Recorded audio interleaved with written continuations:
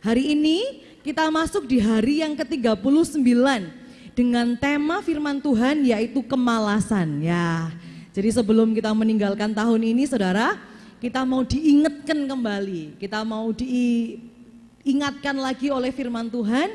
Yuk 2023 penuh dengan tantangan, ada campur tangan Tuhan, ada perkenanan Tuhan, tapi yuk kita juga jangan malas gitu ya. Kita baca bersama firman Tuhan Yosua 18 ayat 1 sampai yang ke-10. Yosua 18 ayat 1 sampai dengan yang ke-10. Kita baca bergantian, saya ayat pertama, Bapak Ibu Saudara ayat yang kedua, begitu seterusnya sampai ayat yang ke-10. Kita baca bersama-sama. Pembagian sisa tanah Kanaan di Silo, ayat 1.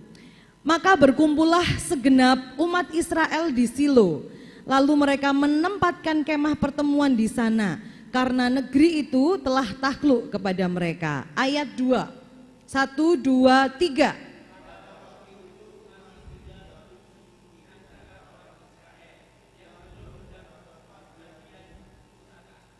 Ayat 3, sebab itu berkatalah Yosua kepada orang Israel, berapa lama lagi kamu bermalas-malas? Ya saudara ya, ayat 3, Yosua berkata, berapa lama lagi kamu bermalas-malas? Sehingga tidak pergi menduduki negeri yang telah diberikan kepadamu oleh Tuhan, Allah nenek moyangmu. Ayat 4, 1, 2, 3.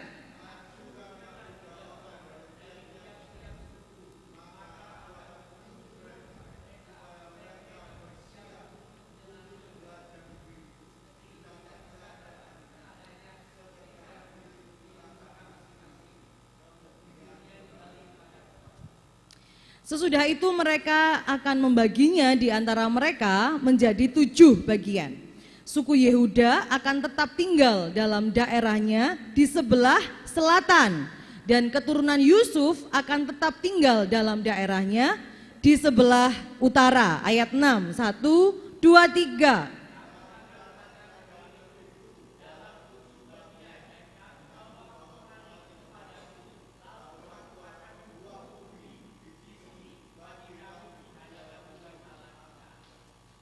Ayat 7, sebab orang Lewi tidak mendapat bagian di tengah-tengah kamu, karena jabatan sebagai imam Tuhan ialah milik pusaka mereka. Sedang suku Gad, suku Ruben, dan suku Manasye yang setengah itu telah menerima milik pusaka di sebelah timur sungai Yordan, yang diberikan kepada mereka oleh Musa, hamba Tuhan. 8, 1, 2, 3.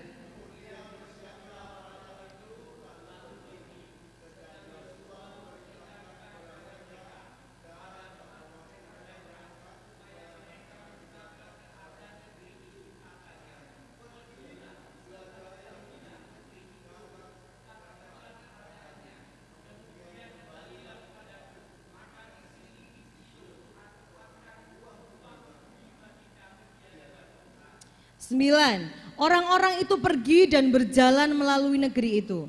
Mereka mencatat keadaannya dalam suatu daftar, kota demi kota, dalam 7 bagian.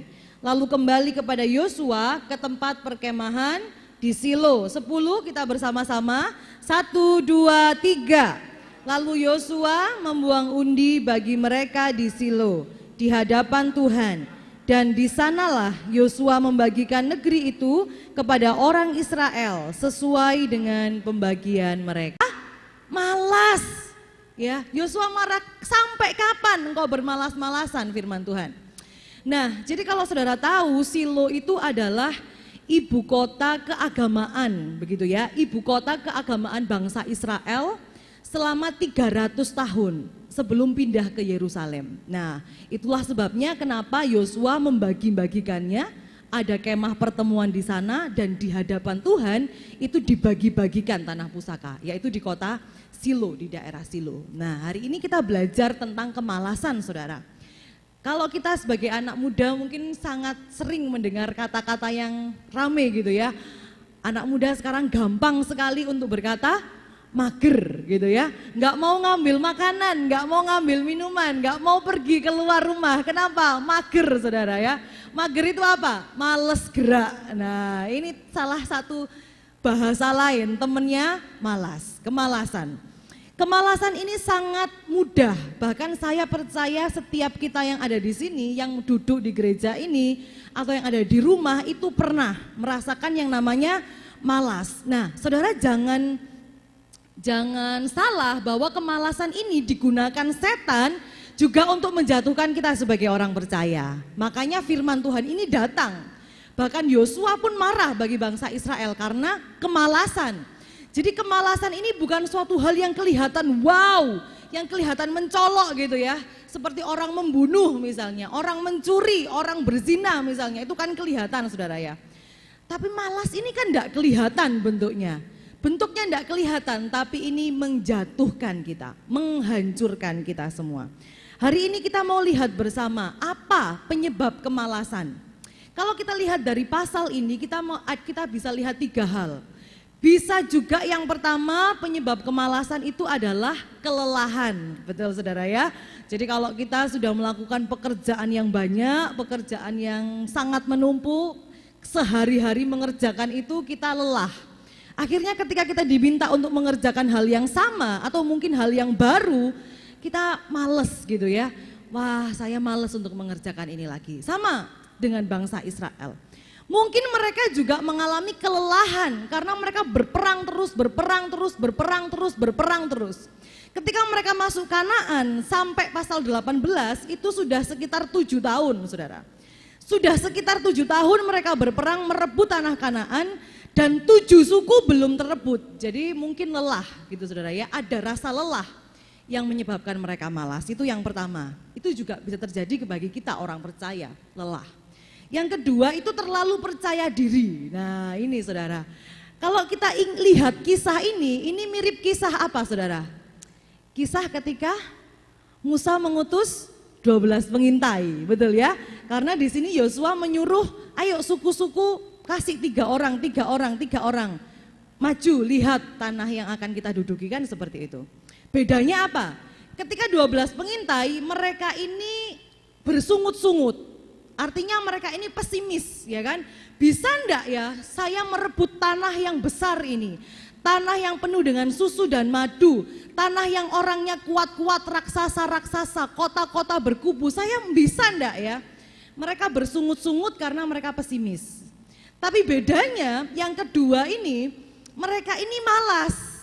Malas itu bukan karena mereka pesimis, tapi karena mereka terlalu percaya diri. Terlalu percaya diri. Kenapa? Oh pasti Tuhan tolong gitu kan ya.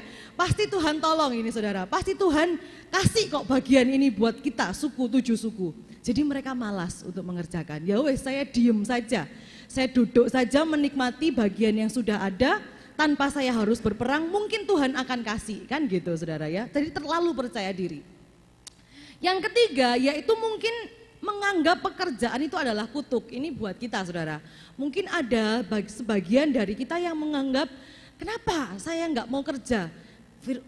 Kejadian mengatakan pekerjaan itu kutuk gitu saudara ya. Bekerja itu kutuk, jadi Adam ini dikutuk, jadi untuk bekerja ini kutuk. Loh jangan salah saudara ya. Waktu kejadian manusia jatuh di dalam dosa, yang dikutuk siapa saudara? Tanah yang dikutuk, terkutuklah tanah karena engkau, ya kan?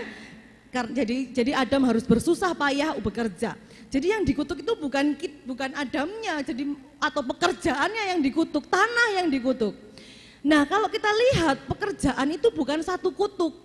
Harusnya kita mengucap syukur kalau Tuhan boleh kasih kita kekuatan untuk bekerja. Tuhan berikan kita pekerjaan untuk kita kerjakan ya. Harusnya kita bersyukur. Kenapa? Karena Tuhan kita itu adalah Tuhan yang bekerja. Amin. Ya, Tuhan kita adalah Tuhan yang bekerja, bukan Tuhan yang diam saja. Firman Tuhan mencatat penciptaan Tuhan bekerja. Bahkan sampai saat ini Yesus bekerja buat kita, menebus kita, itu pekerjaan Tuhan. Roh Kudus bekerja, membimbing kita, menginsyafkan kita, mempertobatkan kita, itu pekerjaan Tuhan. Jadi kalau manusia nggak mau bekerja, wah lebih tinggi daripada Tuhan, kan gitu saudara. Itu mungkin penyebab kemalasan yang kita punya saat ini. Tapi kita mau lihat bersama-sama Mungkin kita bicara, oh apakah artinya saya sebagai orang percaya ketika saya bekerja, saya nggak boleh istirahat ya Bu ya, gitu saudara ya. Oh boleh, firman Tuhan katakan 6 hari lamanya engkau harus bekerja. Tapi hari yang ke-7 itu adalah hari sabat Tuhan, engkau harus berhenti dari segala pekerjaanmu. Artinya Tuhan mengizinkan kita untuk istirahat. Atau Tuhan juga mengharuskan kita bahkan untuk beristirahat. Nah ini beda saudara. Kalau istirahat itu kita sudah menjalani satu proses, satu pekerjaan, dan kita membutuhkan waktu untuk berhenti. Tapi kalau orang yang malas itu mengharapkan satu buah, mengharapkan satu imbalan, mengharapkan satu hal yang seharusnya tidak dapat dia kerjakan karena dia tidak mau mengerjakan apa yang seharusnya dia kerjakan, kan begitu saudara. Nah itu bedanya istirahat dengan malas. Boleh enggak kita istirahat? Boleh, harus istirahat. Orang percaya harus istirahat.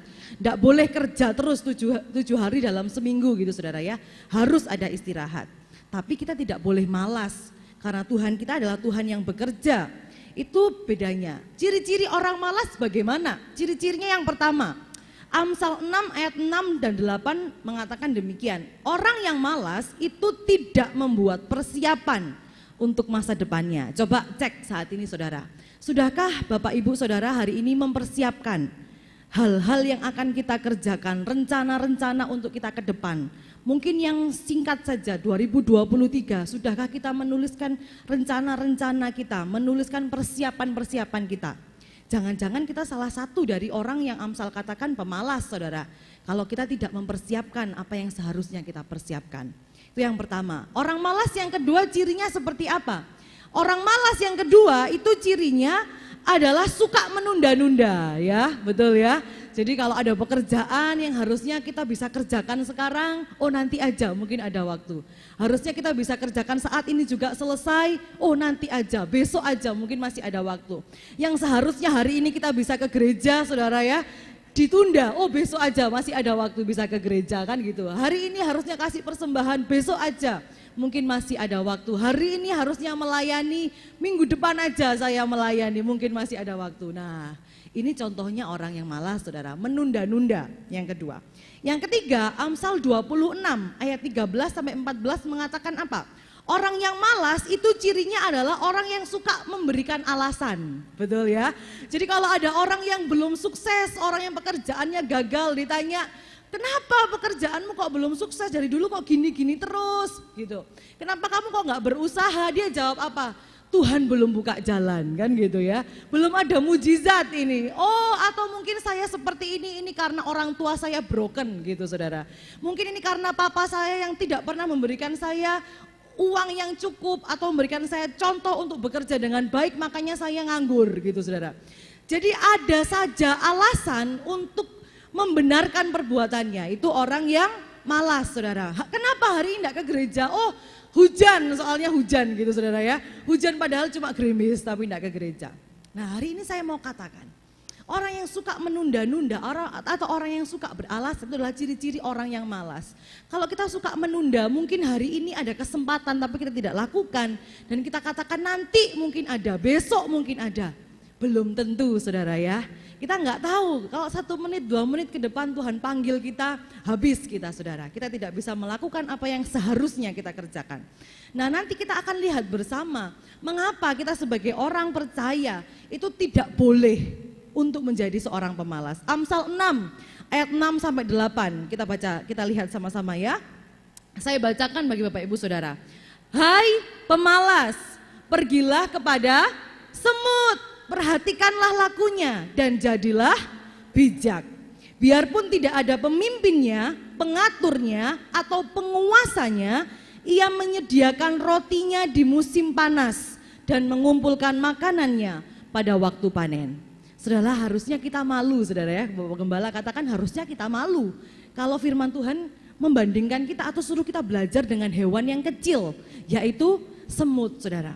Dikatakan hai pemalas, pergilah kepada semut, perhatikanlah lakunya dan jadilah bijak. Apa dikatakan? Dan jadilah bijak saudara. Jadi sama dengan kalau kita ini seorang yang pemalas, itu sama dengan bukan orang yang bijak, alias orang yang bodoh saudara ya. Saya nggak mau ngomong keras-kerasnya itu. Jadi kalau kita bukan orang yang bijak, artinya kita orang yang bodoh. Nah firman Tuhan katakan pemalas itu sama dengan nggak bijak. Pemalas sama dengan orang yang bodoh, firman Tuhan katakan. Nah sebagai orang percaya, Kenapa kita tidak boleh menjadi malas? Kenapa kita tidak boleh menjadi seorang yang pemalas? Yang pertama saudara, karena itu dosa. Ya, saya berani katakan itu dosa.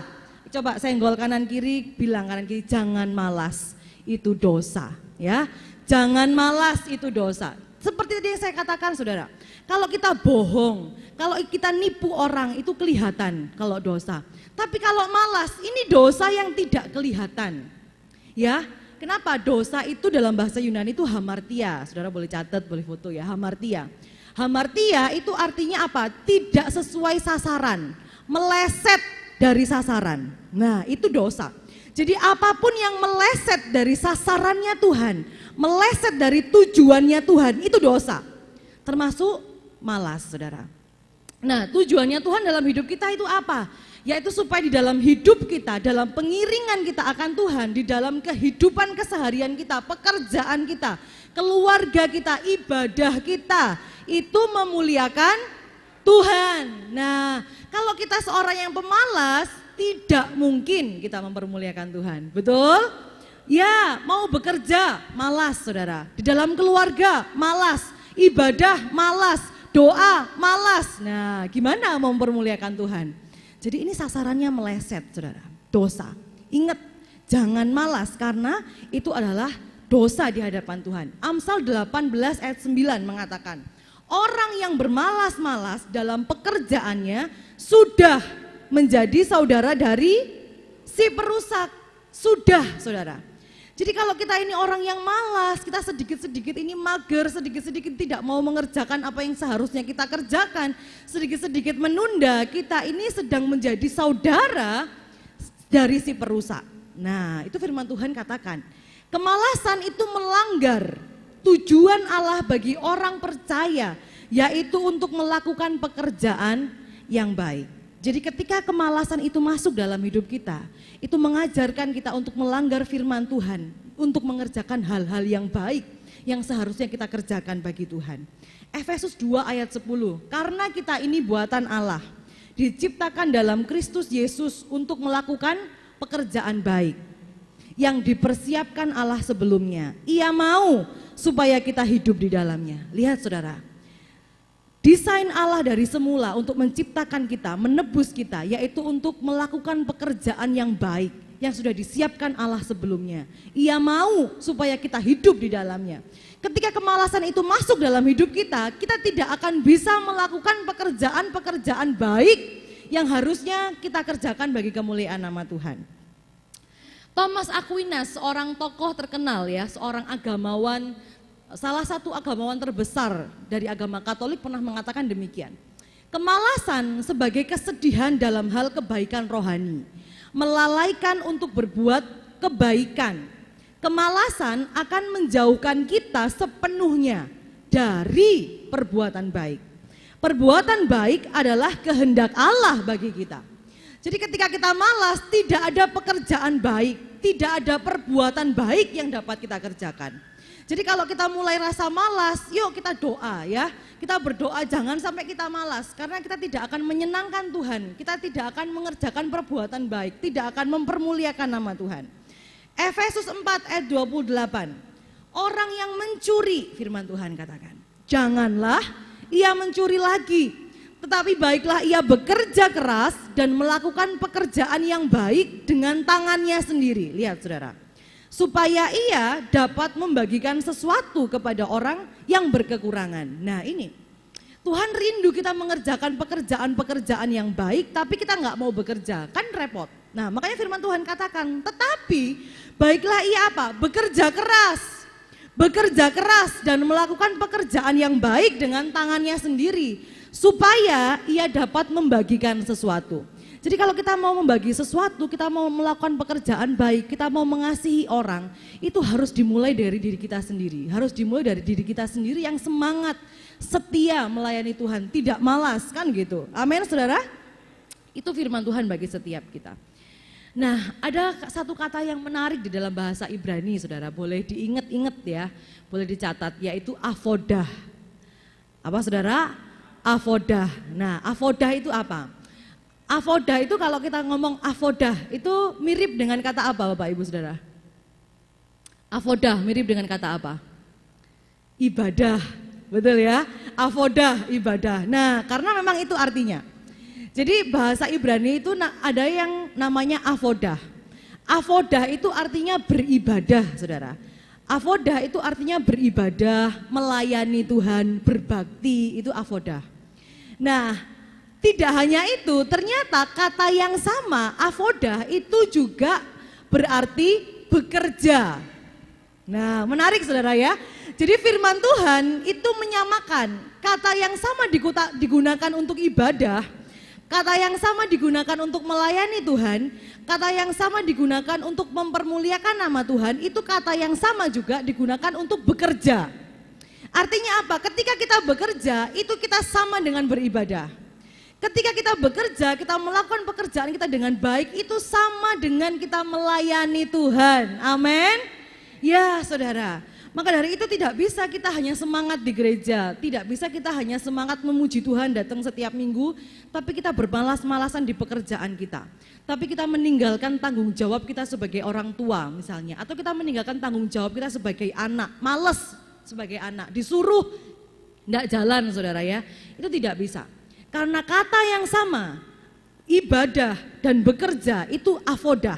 Kata yang sama dipakai dalam Alkitab bahasa Ibrani, saudara. Itu yang pertama. Jadi kenapa kita nggak boleh malas? Karena itu adalah dosa, kebencian di hadapan Tuhan sebagai orang percaya.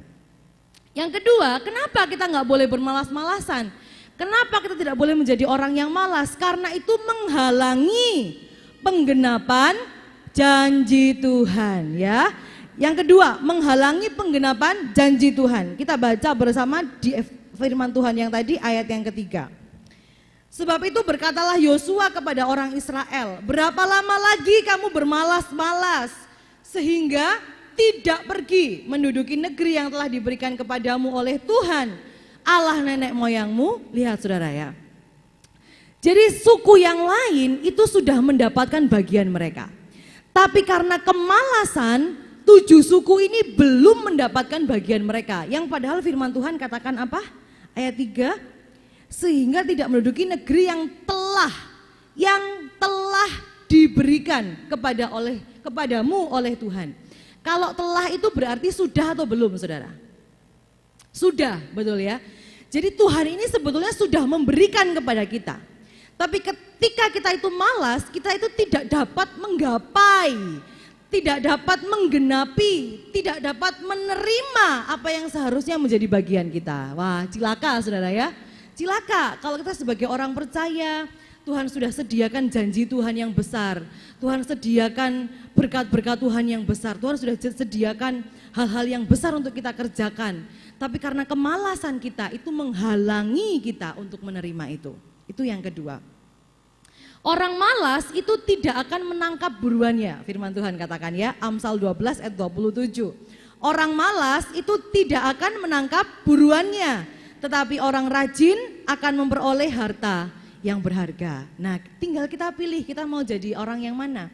Orang malas banyak kemauan tapi tidak akan mendapat buruannya, tapi orang yang rajin akan memperoleh harta yang berharga. Roma 8 ayat 28. Kita tahu sekarang bahwa Allah turut bekerja dalam segala sesuatu untuk mendatangkan kebaikan bagi mereka yang mengasihi Dia, yaitu bagi mereka yang terpanggil sesuai dengan rencana Allah.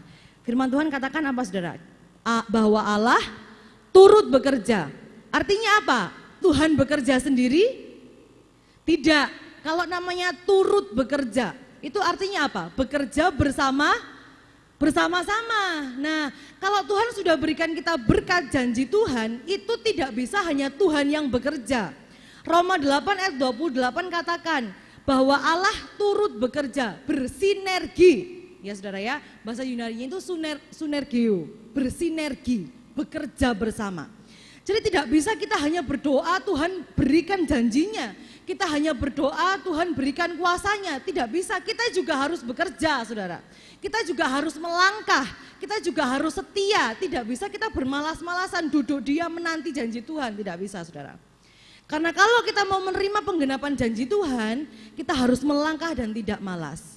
Karena Allah akan memberkati, Allah akan turut bekerja bersama-sama dengan kita untuk mendatangkan kebaikan bagi mereka yang mengasihi Dia. Tuhan itu memberkati apa yang ada pada kita. Ya, coba katakan kanan kiri, Tuhan itu memberkati apa yang ada pada kita, saudara. Jadi Tuhan itu tidak memberkati apa yang tidak ada dalam diri kita. Tapi Tuhan itu memberkati apa yang ada dalam tangan kita. Yang saat ini kita punya, yang saat ini kita bisa, itu yang Tuhan berkati. Contoh saudara, janda di Sarfat, Tuhan memberkati melalui apa? Minyak dan tepung, ada dengan dia. Coba kalau nggak ada minyak dan tepung, bisa enggak diberkati? Nggak bisa. Apa yang ada? Ketika Tuhan melakukan mujizat-mujizatnya, contoh misalnya pernikahan di Kana, Tuhan suruh mempersiapkan air, tempayan, ada saudara.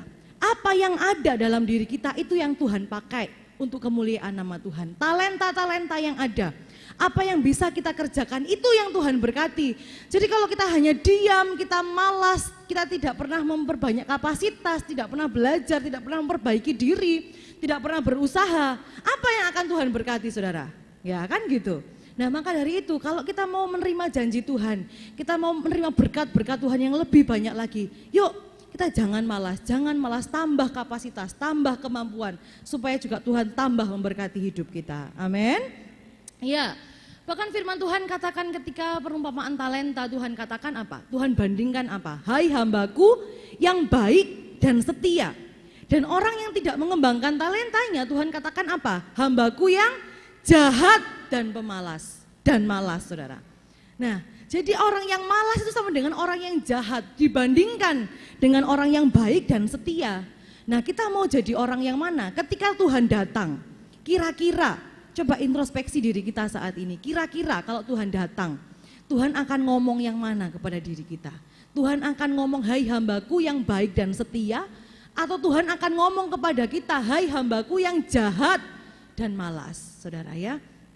Mari kita renungkan bersama. Jadi hari ini, sebelum kita menutup tahun 2022 dan kita membuka kembali tahun 2023 bersama dengan Tuhan, mari, ayo kita buang bersama segala bentuk kemalasan. Apa saja saudara? Tidak hanya malas bekerja, mungkin kita yang malas berdoa, ya, malas datang di rumah Tuhan.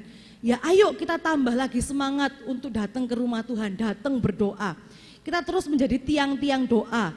Ada hal-hal yang besar yang Tuhan kerjakan mungkin dari kita yang setia, yang sedikit ini saudara. Tapi Tuhan pakai luar biasa. Ayo kita buang kemalasan untuk melayani, buang jauh-jauh. Kita buang jauh-jauh kemalasan untuk bersekutu, kita buang jauh-jauh. Saudara, ketika pandemi ada, itu ada plus dan minus. Ya, positif, kenapa? Karena ada YouTube begitu ya. Ada banyak jiwa-jiwa yang dijangkau di tempat-tempat yang tidak bisa kita jangkau, mereka terjangkau karena mendengarkan firman Tuhan. Tapi itu juga ada kekurangannya, kenapa? Jadi malas ke gereja saudara ya. Katakan apa wes saya tak di rumah saja, dengarkan YouTube, lihat online, tidak perlu ke gereja. Nah hati-hati saudara ya. Ketika kemalasan itu datang artinya kehancuran itu mulai datang dalam hidup kita. Yuk kita buang jauh-jauh, malas melayani, malas bersekutu, malas mengasihi, kita buang jauh-jauh, malas mengampuni, kita buang jauh-jauh. Kita buka tahun 2023 dengan semangat yang baru, dengan kesetiaan yang baru, yuk kita bekerja lebih keras, mengasihi lebih keras, melayani lebih keras, bersekutu lebih keras, mengampuni lebih keras saudara. Jadi apa yang boleh enggak malas, ada sih yang boleh malas saudara ya. Malas untuk marah itu boleh ya, malas untuk marah itu boleh, malas untuk membenci itu boleh. Tapi kalau malas yang baik, malas yang seharusnya kita kerjakan, pekerjaan-pekerjaan yang baik, firman Tuhan katakan, pekerjaan-pekerjaan yang mendatangkan kemuliaan Tuhan, stop malas hari ini. Karena itu dosa di hadapan Tuhan yang pertama. Yang kedua, itu akan menjauhkan kita untuk menggenapi janji Tuhan dalam hidup kita. 2023 janji Tuhan bersama dengan kita. Ayo kita semangat, tetap setia melayani Tuhan sampai waktunya datang. Tuhan jemput kita pulang dan Tuhan katakan, hai hambaku yang baik dan setia, karena kita mengerjakan pekerjaan-pekerjaannya dengan semangat. Saya undang Bapak Ibu untuk bangkit berdiri. Kita baca bersama ayat terakhir kita. Pengkhotbah 9 ayat 10, kita baca bersama-sama dengan semangat. Pengkhotbah 9 ayat 10, kita baca 1, 2, 3. Segala sesuatu yang dijumpai tanganmu untuk dikerjakan, kerjakanlah itu sekuat tenaga, karena tak ada pekerjaan, pertimbangan, pengetahuan dan hikmat dalam dunia orang mati. Kemana engkau akan pergi? Selagi ada waktu saudara, selagi kita hidup di dunia ini, selagi kita masih belum masuk ke dunia orang mati, kerjakan dengan sekuat tenaga segala sesuatu yang dijumpai oleh tangan kita. Tuhan Yesus memberkati kita semua. Saya undang pemain musik WL Singer untuk maju ke depan. Kita akan pujikan bersama. Hidup ini adalah kesempatan untuk melayani Tuhan. Amin. Untuk melayani Tuhan, ingat avodah saudara ya, ingat avodah, melayani Tuhan itu adalah segala sesuatu yang dikerjakan tangan kita untuk kemuliaan nama Tuhan. Tidak hanya ibadah di tempat ini, tapi segala sesuatu yang dikerjakan oleh tangan kita, berdoa, mengasihi, mengampuni, memberkati, mengerjakan pekerjaan-pekerjaan rumah adalah ibadah bagi nama Tuhan. Hidup ini adalah kesempatan. Terima kasih Tuhan.